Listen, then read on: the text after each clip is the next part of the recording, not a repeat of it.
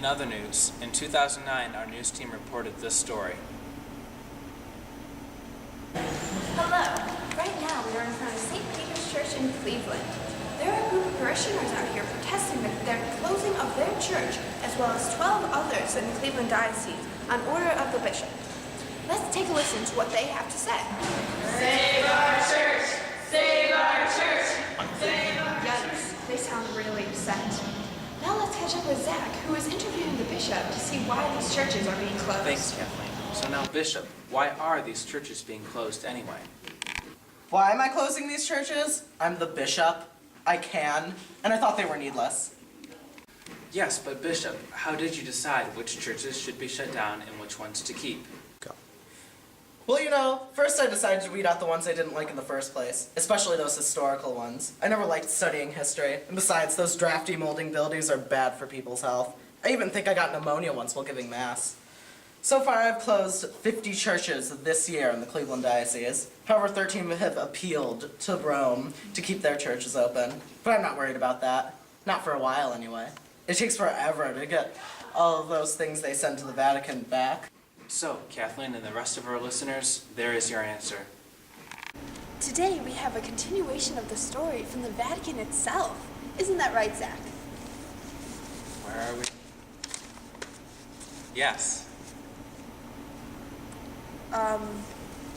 Don't you have a statement from the Pope or anything that would be considered a continuation? Right. Sorry. I have a statement right here. Oh, good. As to the church closings in Cleveland, I know it's been over 2 years, but we finally got around to it yesterday here at the Vatican and made a decision. We found there was a mistake made in the paperwork dealing with the closing of these 13 needless churches that were not properly put to rest. I am also going to be looking into the other 37 churches that have been closed in the past years but have not filed claims. I might open those too. Well, of course now, if the bishop is really adamant about making these churches stay closed, he can always appeal to repeal the appeal. If he wins his case then, it would cause the reopened churches to be closed again. Hopefully this won't happen because then it would set off a cycle in which the churches would be reopened and then reclosed and then reopened again and then reclosed again and then reopened again. And in other news, tuba stolen from high schools in California. Suspects include a band of band bandits. More on that sometime later.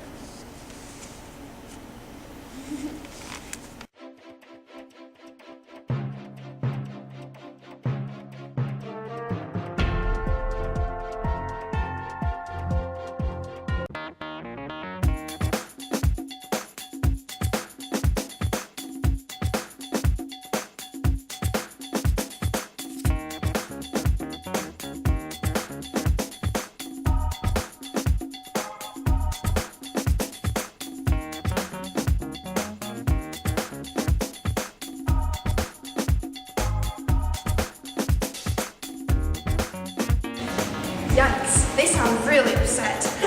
Let's catch up with Zach. Right, we have needless churches.